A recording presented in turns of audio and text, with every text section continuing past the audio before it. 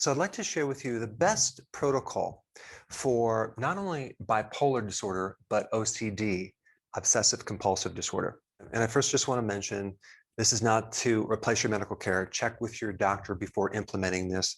I just want to give you another viewpoint. I want to give you another option because it's very difficult to find a protocol that would really potentially work for you.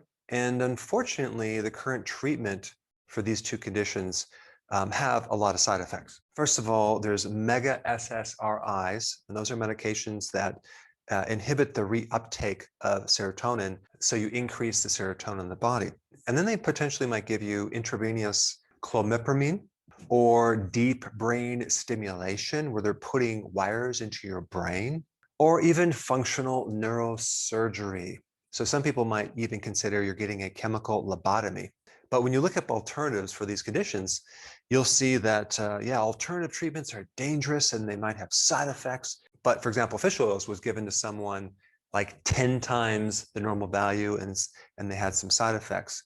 But what about all the drug side effects? And really, what is the potential reason why you might have these conditions in the first place? That's what I want to know about. But one thing you need to know is the mechanism of how some of these medications work is through manipulating neurotransmitters. And the missing information that a lot of people need to know related to that is that your gut, your friendly microbes, make a tremendous amount of neurotransmitters. So if you have gut problems, okay, that you better work on that, because the microbiome, the friendly bacteria, are probably not making enough neurotransmitters. And I'm talking about serotonin, I'm talking about norepinephrine, dopamine. And so people who have bipolar disorder have a much higher incidence of inflammation in their gut than people that don't have that condition. So there's definitely a connection. So here's the simple protocol. If you have gut issues, okay, fix that first. How do you do that? I'll put some videos down below, but basically you need to start consuming foods that give you the prebiotic and the probiotic. So I'm talking about fermented foods, sauerkraut, kimchi, maybe a high quality kefir, definitely a probiotic. That alone can create a huge stabilizing influence over your mood. And of course, I'm going to jump right down to 6. One thing that will create inflammation in your gut is grains. So you must get rid of all grains in your diet, as well as sugar. Both of these things will severely destroy your gut. And I know quite a few people who just get rid of the gluten out of the diet, and they also cut down the sugar, and magically these symptoms go away. So with the gut, you need to put in the good bacteria and the good friendly microbes and take away the things that are causing the inflammation. And I'm also talking about the grain oils like soy oil, corn oil, canola, cottonseed oil. Those oils are highly inflammatory. Number 2, your brain works much better on a low carb ketogenic diet than on a high carb sugar diet. So anytime we're dealing with mental mood disorders or cognitive problems, your brain is going to be much happier on ketones, okay? So you go low carb, and if you have gut problems like IBS or inflammation in your gut, you may even want to do the carnivore version of the ketogenic diet, where you're not introducing any plants. For some people, that is very, very beneficial. So we're going to run the brain on ketones, okay, and support the gut. The 2 most important things. Third most important thing is fish oils, okay? Now, I recommend cod liver oil just because it has some additional things like vitamin D and vitamin A, not to mention the omega-3 fatty acids.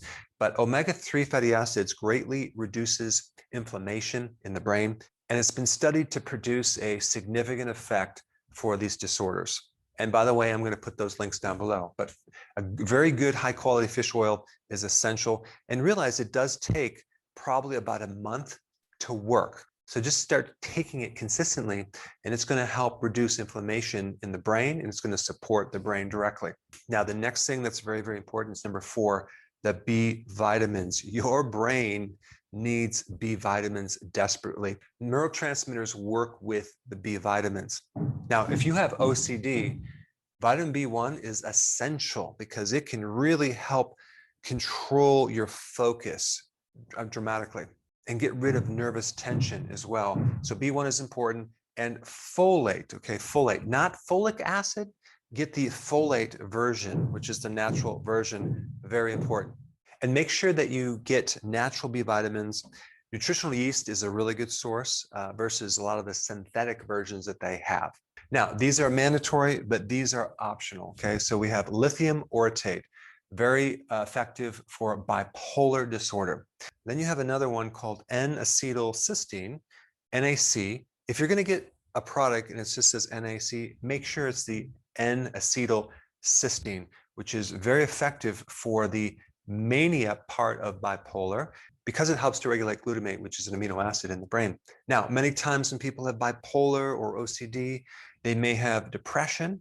And if you have depression, hyperforin, which is an extract of St. John's wort, is a very effective antidote for depression, not to mention vitamin D. And then if you also have schizophrenia, I would recommend adding glycine, but you need to take a lot of it. You want to take 20 grams 3 times a day. So that's a total of 60 grams. Now you can tailor make it by your weight. You would want to take 0.8 grams per kilogram of weight if you want to get the exact amount. But this can also help greatly to minimize this condition right here. And then you might want to add the niacin, which is vitamin B3, to put the icing in the cake, because niacin has been known to greatly improve schizophrenia. So anyway, I just wanted to give you this protocol so you have some alternative plan that you can use to help yourself. Now, at this point, I think it's very, very important to get the basic eating plan that you would need to get. And for that information, I put that up right here.